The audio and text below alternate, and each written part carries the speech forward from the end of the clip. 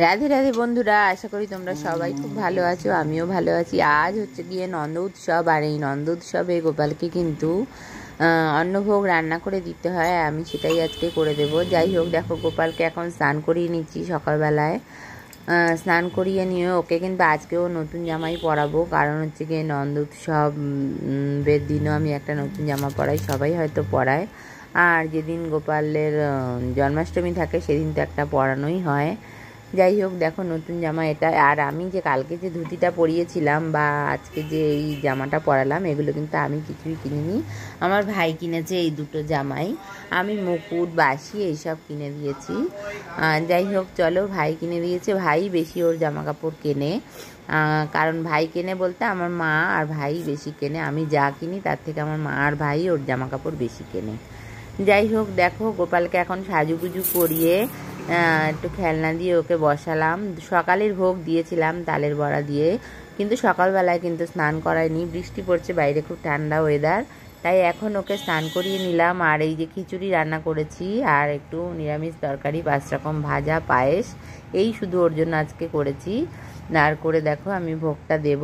আর বাইরের কাউকে প্রসাদ দেওয়া হয়নি, এই ভোগের সাথে মিশিয়েই তালের বড়া দিয়ে প্রসাদ দেব। কালকে কাউকেই প্রসাদ দেওয়া হয়নি।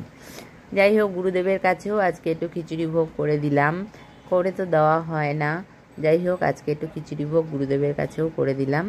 এরপর দেখো আমি তুলসী পাতা দিয়ে গুরুনাম জপ করে আমি কিন্তু আরতি করে নেব ঠাকুরের কাছে, এবং গোপালকে একটু ভোগও খাইয়ে দিতে হবে, কারণ আমি প্রতিদিনই যাই ভোগ দেই না কেন একটু খাইয়ে দেওয়ার চেষ্টা করি।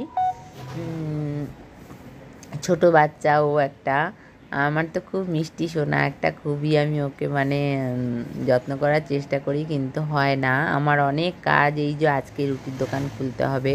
আর কালকে দেখো আমি কিন্তু সকালবেলায় এই বেলুনগুলো সাজাইনি, রাত্রেবেলায় মানে 11টার পর আর কি, আমি 12টার পর আর কি আমি এই বেলুনগুলো সাজিয়েছি। হ্যাঁ, আর আজকে রুটির দোকান খুলতে হবে দেখে আজকে একটু তাড়াও আছে। পুজোটা দিয়ে আবার এদিকে দোকানের সব, রুটির দোকান মানেই ওখানে তড়কা, আলুর দম সবই রেডি করতে হবে, আটা মাখতে হবে, দোকান ঘর পরিষ্কার পরিচ্ছন্ন করতে হবে। আর এই যে কালকের তালের বড়া যে বোন বানিয়ে দিয়ে গেছে দেখো, সেগুলো রয়েছে। কালকে আর এক হাঁড়ি তো দিয়ে দেওয়া হয়েছে আমার বোনের বোনকে, তারপরে আমার ভাইকে, তারপরে আমার মেয়ের বন্ধু এসেছিলো তাকে, তারপরে আমরাও ঘরে মানে খেয়েছি গোপালের পুজো দেওয়ার পরে। আর আজকে যেইটুকু রয়েছে সেটা কিন্তু দেব আমাদের ঘরে, মানে আমার শাশুড়ি যা ওদেরকে, আর হচ্ছে গিয়ে আমাদের ঘরে ভাড়া থাকে বা আশেপাশে যারা আছে, খিচুড়ি ভোগের সাথে মিলিয়ে সবাইকে প্রসাদ দেবো। আর এই দেখো বিকেলে এখন পুজো টুজো হয়ে যাওয়ার পরে প্রসাদ বাড়ছি, সবাইকে কিন্তু এখন প্রসাদ দিতে যাব, কারণ হচ্ছে কি এখন 5টা বাজে। প্রসাদটা যদি না দিয়ে আমি দোকান খুলি তাহলে কিন্তু আর প্রসাদ দেওয়া যাবে না, কারণ দোকান খুললে প্রসাদ দেওয়াটা সম্ভব হয়ে ওঠে না, কারণ আমি গোপাল পুজো বাকি থাকলে গোপালটাও পুজো দিতে পারি না, দোকানে লোক থাকে, হয় না সেটা। যাই হোক, দেখো প্রসাদ বাড়ছি এবং সবাইকে দিয়ে দিচ্ছি। আর যারা আমার পাশে একজন থাকে তারাও নেই এখন, তারা আসলে তাদেরকে দোকান থেকেই দিয়ে দেবো, কাজে গেছে। এখন আমার মিনিগুলো ঘুমাচ্ছে, দেখো আমি এখন দরজা বন্ধ করে চলে যাবো দোকানে, সন্ধ্যা হয়ে গেছে। আর এই দেখো দোকানে চলে এসেছি, আর এই কাজে যায় দেখে একে দিই। বাকি কিন্তু আমি সবার বাড়ি বাড়ি গিয়ে প্রসাদ দিয়ে এসেছি, আর ওকে ও কাজে যায় দেখে ওকে দিয়ে দিলাম প্রসাদটা। আর আজকের ভিডিও এখানেই শেষ করলাম। তোমরা সবাই ভালো থেকো, কালকে আবার নতুন ভিডিও নিয়ে আবার আসবো।